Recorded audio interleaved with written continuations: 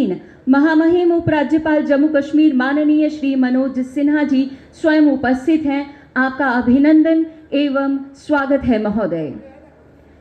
सभा में उपस्थिति डीडीसी चेयरमैन श्री महान सिंह जी की है।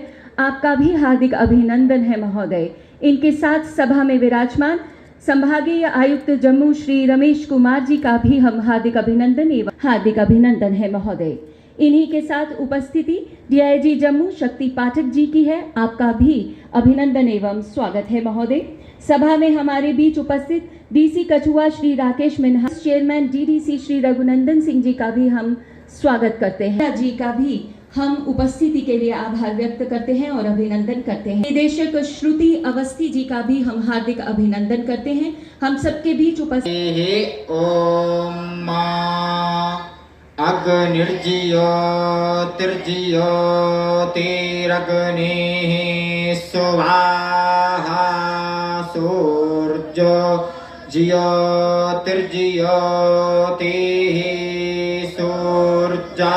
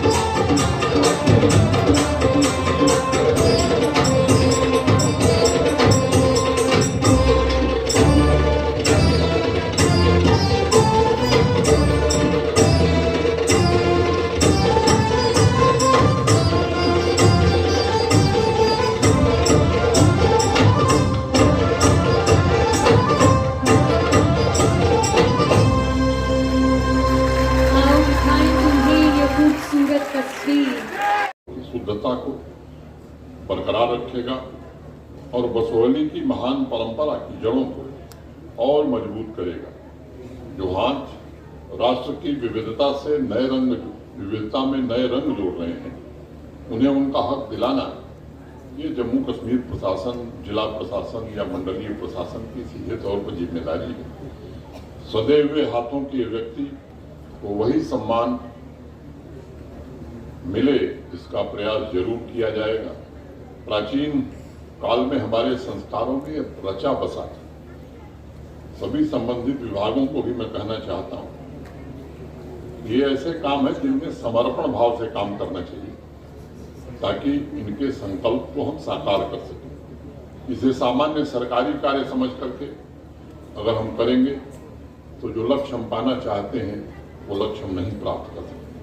और ये बात हमें सदैव ध्यान में रखनी चाहिए कि ये पवित्र कार्य है, यह विकास के महायज्ञ में शामिल होने का एक पुनीत कार्य है। एक बड़ा मशहूर शेर है, जो मुंह से कह दिया अपने उसे पूरा ही कर दीजिए, जो मुंह से कह दिया अपने उसे पूरा ही कर दीजिए, किसी से तो जबा की पुख्तगी मालूम होती है, झड़ी अश्कों की मोती की लड़ी मालूम होती है, निहा आंखों में हीरे की कनी मालूम होती है, निहा आंखों में हीरे की कनी मालूम होती है। इस अवसर पर मैं राजा भूपत पाल जी की पुण्य स्मृति को भी नमन करता हूँ, जिन्होंने सिर्फ बसोहली को स्थापित नहीं किया बल्कि इसमें कला की जीवंत आत्मा भरने का काम किया। उनके संरक्षण में सालों साल देश के कोने कोने से प्रेरणा लेकर ऐसी अनमोल रचनाएं की गई जिसका पूरी दुनिया में कोई सानी नहीं है। लेकिन ये सच है कि पश्चिमी देशों, वेस्टर्न कंट्रीज की तरफ हम अपनी धरोहरों को संरक्षित एवं उनकी ठीक तरीके से ब्रांडिंग और मार्केटिंग नहीं कर पाए। फ्रांस के कलाकार मोनेट का गांव गिवर्नी था। बाद में अन्य कलाकारों ने भी वहां रहकर पेंटिंग बनाई और आज वह गांव मार्केटिंग, प्रमोशन और रेस्टोरेशन, निरंतर रखरखाव की वजह से ग्लोबल टूरिज्म स्पॉट का एक प्रमुख डेस्टिनेशन माना जाता है। वहाँ स्थानीय इकोनॉमी विकसित हुई है और गांव के हर एक निवासी जो आज भी पेंटिंग बना रहे हैं, उन्हें वैश्विक बाजार भी उपलब्ध हुआ है। आप खुद सोचिए, पुराने जमाने में यानी 15वीं शताब्दी में तिरहुट बिहार के रहने वाले भानुदत्त ने रसमंजरी की रचना की थी। यात्रा करते करते वो पुस्तक सैकड़ों साल बाद 1675 में बसोहली के राजा किरण पाल तक पहुंची और भानुदत्त की रचनाओं ने पहाड़ी कला को एक नया आयाम प्रदान किया।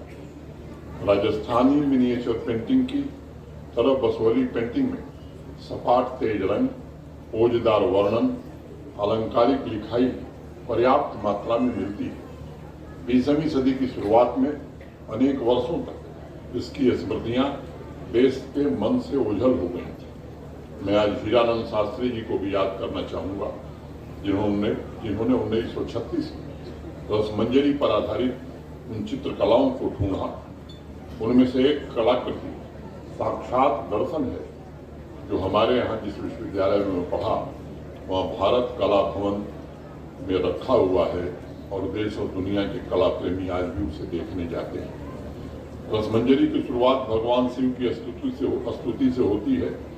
आत्मीय चरणम ददाति पुरतोम, और इस श्लोक पर बनाई गई पेंटिंग लंबर गांव के राजा ध्रुव चंद देव के कलेक्शन में मौजूद है। इसी प्रकार जयदेव के रचित गीत गोविंद के संस्कृत भजनों को आधार बनाकर नायाब पेंटिंग तैयार करने वाले लोग यहीं मिलते थे। जयदेव का एक श्लोक है, तो कारण प्राप्त वयम इति भावयाए कुलकुशलम प्राणते जय जय देव हरे। इन भक्ति प्रेम से भरे शब्दों को चित्रों के माध्यम से व्यक्त करके कलाकारों ने देश की विविधता में बसी एकता को सदैव सशक्त बनाया है।